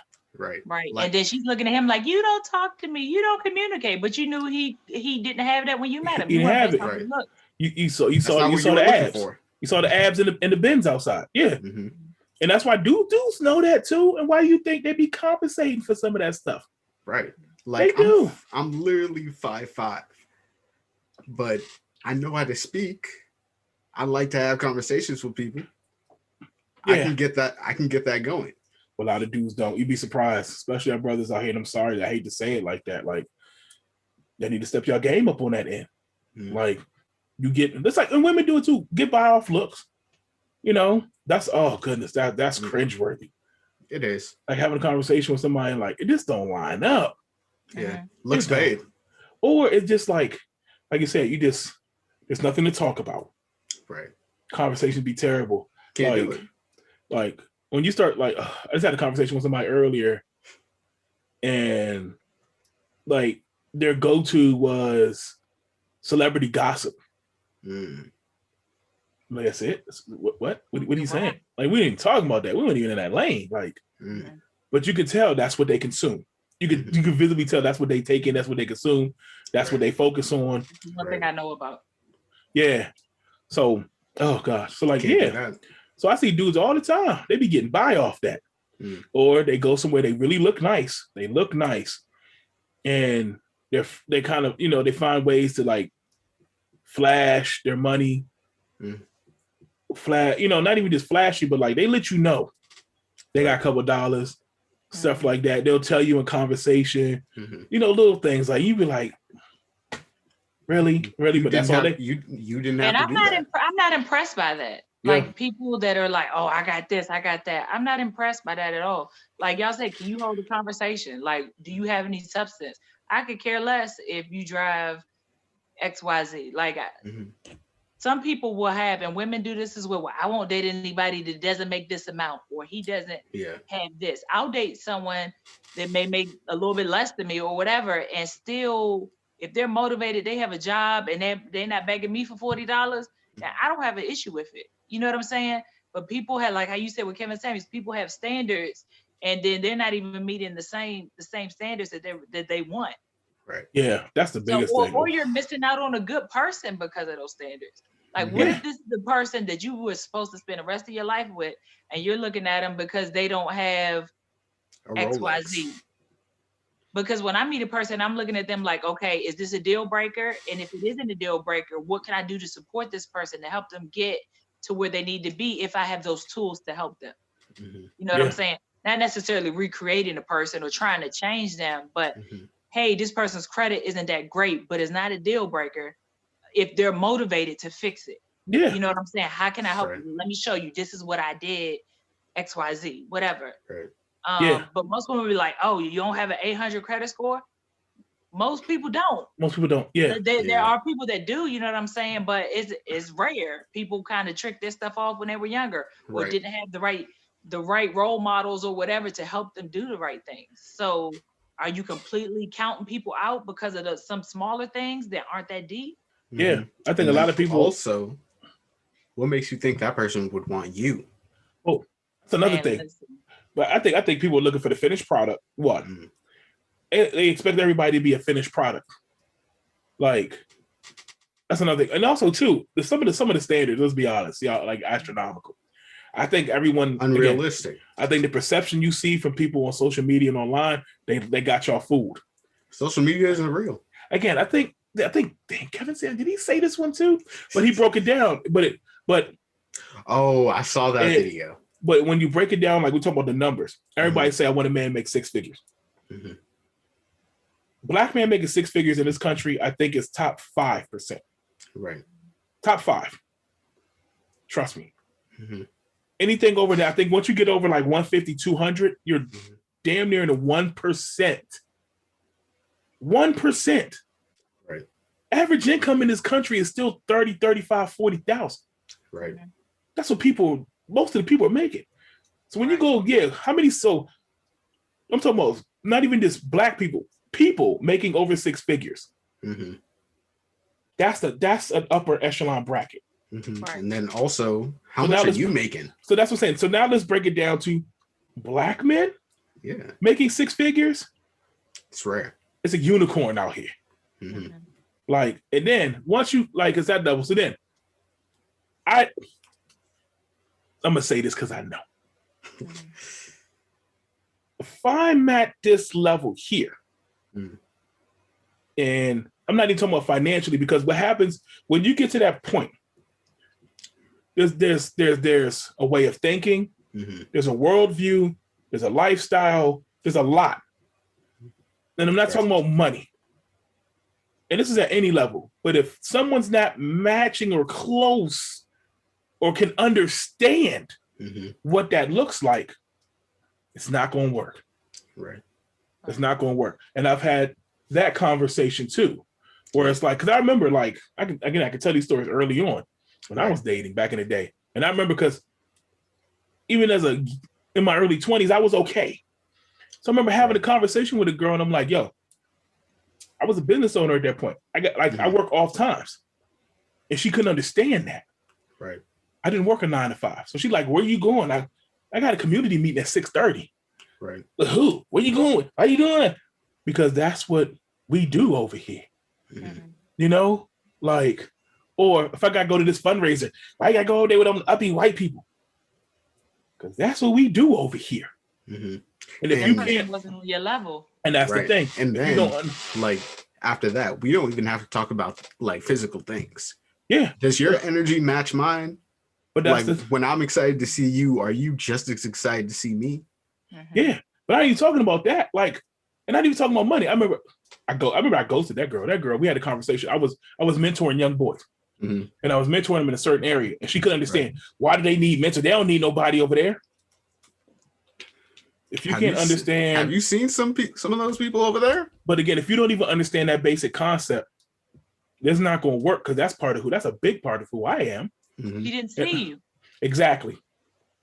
So like sometimes my thing is if she saw you, she would be able to come to you and go, hey, what's going on with work? How the kids doing? Like, how can I better support you? You know what I mean? Do you want me to go to the meeting with you? Those type of things. Right. She had no general interest in what you had going on. So what was the point of her even trying to deal with you? And that's the thing. If you couldn't see it. If you know who I am, that's a big part of me, especially at that time. That was a huge part of me. Like, those things aren't going to work. So that's what I'm saying. Like, if everybody said they want an entrepreneur, they want a business owner, they want all this stuff. Do you know what comes along with that stuff? Right. Like, it is a very different lifestyle. It is a very different way of thinking. So when you start talking about you want a man at this level, you got to be able to handle what happens at this level. Right. You know, like, it's a lot. I remember early on, like I would literally, on sleepless nights, I would work my day job, and to pursue my dream, I would literally come home and work all night. And if you didn't understand that, you can see it. It don't work. You know, or like I said, you talking about 6-figure dude. Okay, let's see what comes along with that, especially being a black dude. You know what that means to be a 6-figure black dude? Who you working hard. Which means unconventional hours. You know, stuff like that. Sometimes you might have to travel, you might have to move around a little bit. Absolutely. You got to be certain places. You might have to present a certain way. If you don't present a way that I can bring you along, that don't work. Again, if I gotta go somewhere looking nice and all you know is dusty, it ain't gonna work. And that's what I was talking about, like the pod we did a long time ago, where I'm like, when you first look at somebody, and I was doing that social experiment, the first thing if that don't line up with what I'm doing over here, or if I don't see the potential for that happening, it ain't gonna work off break. Right. And that's not shallow, that's the truth. Sometimes we don't see things that way. Like, everybody looks at the shallow, the physical, but sometimes there's levels and there's layers to this stuff. You know, like, fellas, when you meet a woman and she's got her own stuff, and I know like sometimes there's a lot of insecurities, like, she doing her thing, she look good, she out there making it in the world, and sometimes you're like, dang, I don't even know if I can keep up. You know, that's not her fault, that's your fault. Right. What are you doing to step your game up? If that's the type of woman you're looking at, what are you doing to be able to be evenly yoked with that person? You know, so you gotta level up. Yeah, we gotta level up, and what that means a lot there. And that might not mean that you gotta be exactly here, but like I said, sometimes it's just the growth process. If you're along in that journey, like again, I know I could talk about this all day. It gets frustrating because I'm tired of hearing these same conversations too from my women out here.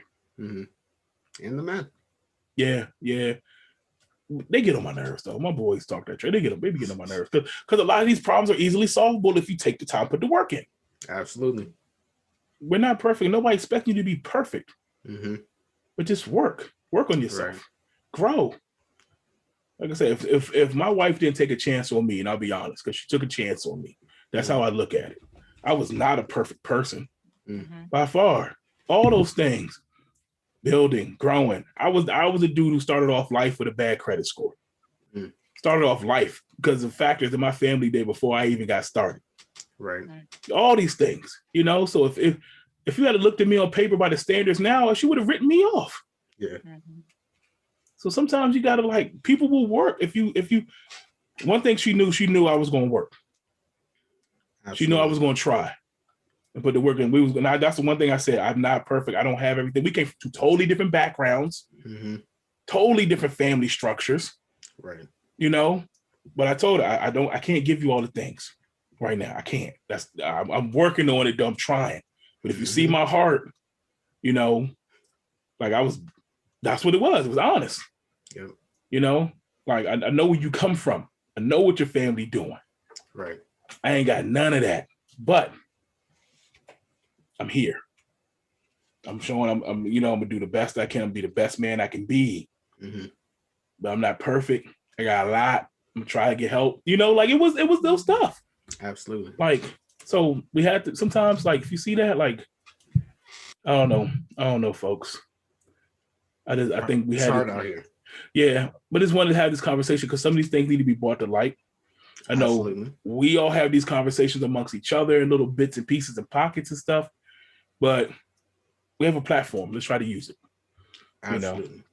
So I know it's already, man, we getting late. I didn't realize we've been rapping for a minute. Yeah. So Bob's and Karens. We're gonna do Bob's and Karens. Okay, let's do a couple real quick. So we do a segment. Right. For those who don't know, we do a segment with Bob's and Karens. We talk about the crazy white people that's out here. Yep. So let's do a couple of them, then we wrap up. So I haven't seen any of the videos this week. Ooh. Okay, so real quick, there was a lady there was a Karen that was assaulting, verbally assaulting someone, and then it was a Jamaican woman, and she the Karen said, "Go back to your country," and this bystander heard her and said, "You shouldn't say that." And honestly, if you if this has been said to you, you should know why you shouldn't say this. Because first of all, you're here too. So what does that say about you? Yeah, but Karen. The entitlement, the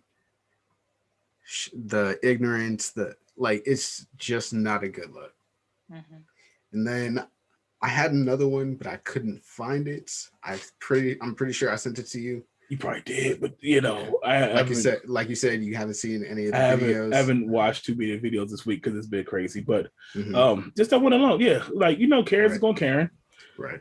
They say crazy stuff, and like I said, they're just trying to get a rise out of it. Again, don't fall for the trap. No. Don't fall for it. Sometimes it's hard. Sometimes I say this every week. Sometimes you want to go off, you want to pop off, you want to bust them upside their head. But sometimes, and sometimes you got to do that to protect yourself. Protect yourself. There's a difference between protecting yourself and lashing out. Because at the end of the day, again, what do we say on this show? The goal is to get home. Right. We got loved ones, we got families, we got people, we got things to do. But don't let them divert that from what you're trying to do out here.